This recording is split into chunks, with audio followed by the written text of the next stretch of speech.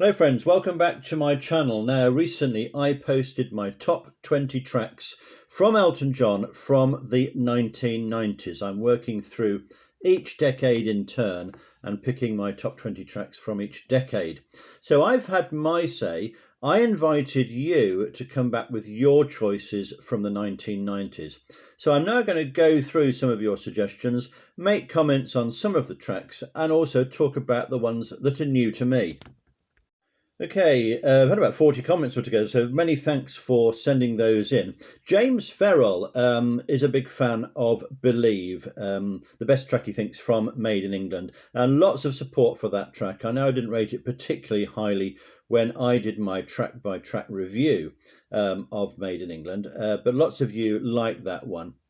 Mark Harris has sent in some of his favourites, including some hidden gems from the 1990s. Now, there's a few here that I haven't reviewed before.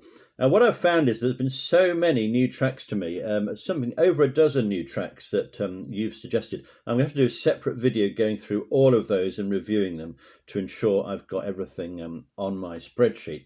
But anyway, he's got I Swear I Heard the Night Talking, which several people have mentioned that one. So clearly quite a lot of support for that one. This is in chronological order for him.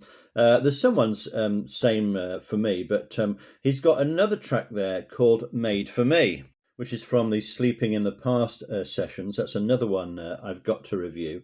The last song in there, which again was a very popular choice, I think I like that one very much. From the Duets album, If You Were Me, seems to have a lot of support. I had that in my top 20 as well.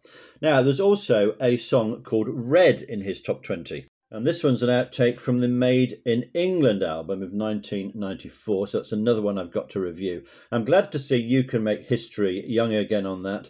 Again, lots of people like that one. And he's chosen the Live Like Horses version with Pavarotti. I like both versions of that. They both work well. Really powerful song, as we know. And it's great to see Recover Your Soul in there, which I think is a lovely track from The Big Picture. So many thanks for those suggestions. Now, Per Beg has written in with just a top 6, so thanks very much for sending those in. And Per has got The Last Song as number 1, Live Like Horses number 2. So again, those are getting a lot of votes, and perhaps if we averaged out all of the votes come in so far, I think we'd see those in the top 5, I reckon. Anyway, let's move on to Rob Davis. So Rob has agreed with my comments about the 1997 version of Candle in the Wind, which of course was a reworking in tribute to Princess Diana. Obviously I prefer the original, as probably most people do.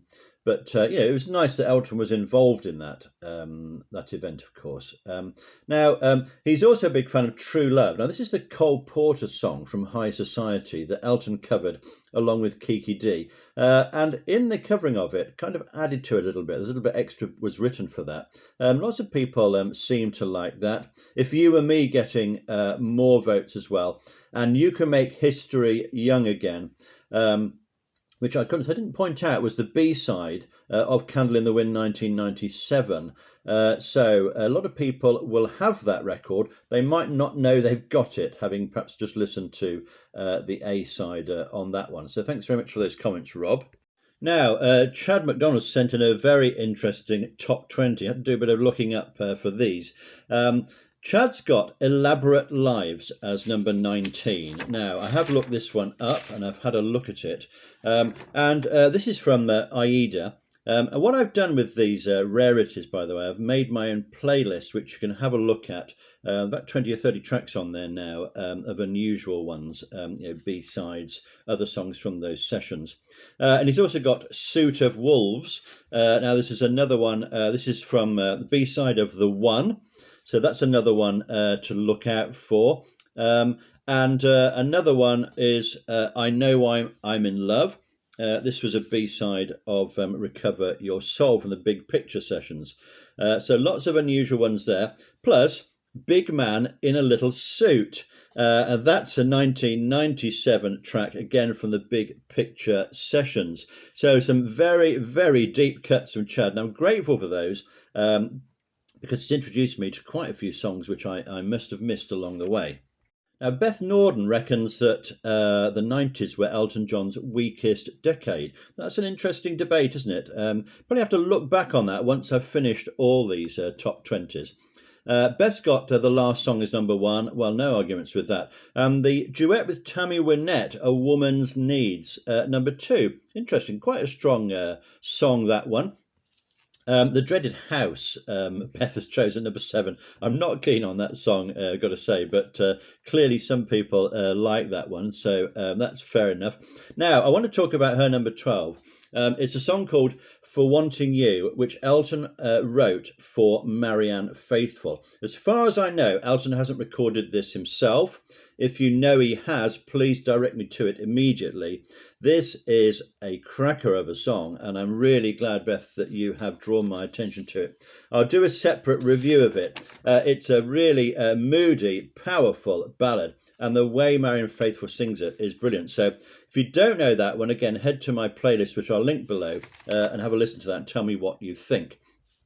She's got Big Man in a Little Suit on there as well, and the song Wake Up Wendy, another new one to me because I'm not a fan of South Park. I'm not criticising it, I've just never seen it, but this was a special song Elton wrote for that programme, and it clearly links into a plot in one of the episodes, so you might want to give that a listen as well. It seems to have quite a few fans.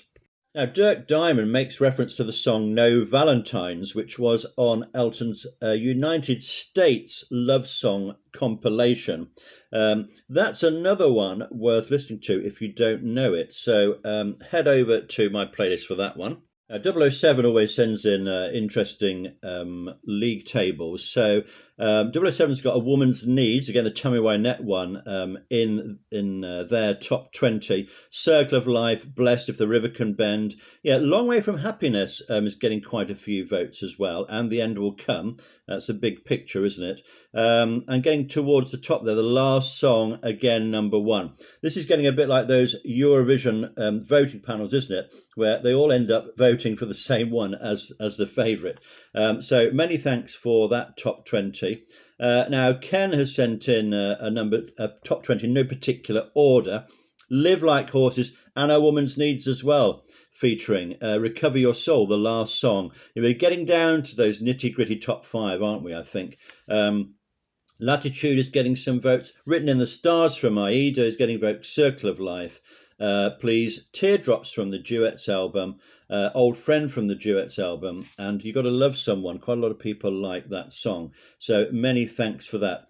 Now Mario has picked out a few. If the River Can Bend, lots of people like that one, and Recover Your Soul. What else have we got here? We've got Latitude, Born to Lose from the Duets album. That's the one with Leonard Cohen. The Power, again from Duets, and Abide With Me. I've got to check that out, Mario, actually. Abide With Me. Is that what you mean, Abide With Me? Or do you mean Made For Me? I'll have a look at that one and see what I can find out. Now, not everybody's keen on Elton John's Disney contributions, including Steve, who says he'd rather listen to Victim of Love over and over again. That sounds a bit like a punishment. But yeah, there are some pretty quality songs on Lion King, aren't there? At least two, maybe three. And Steve's favourite song of the decade is Believe. You know, that is very popular, and I think overall that would get into the top five, looking at your votes. Yeah, I've just looked up Abide With Me because I'd missed that in the notes before, and Elton has recorded the hymn Abide With Me. Well, I say recorded, he's performed it in a television concert backed by a brass band. I'm not sure what the occasion was for that. It appears to be a bit later, 2007, but that may well be a later version of the video. So if anybody knows anything about that, let me know. I've added it into the rarities anyway, so you can have a look at that. So many thanks for all your comments. I'm going to do a separate video reviewing, I reckon, about a dozen rarities from the 1990s. So catch up with me on that one, and you can give your comments for those songs as well. So many thanks for all your ideas.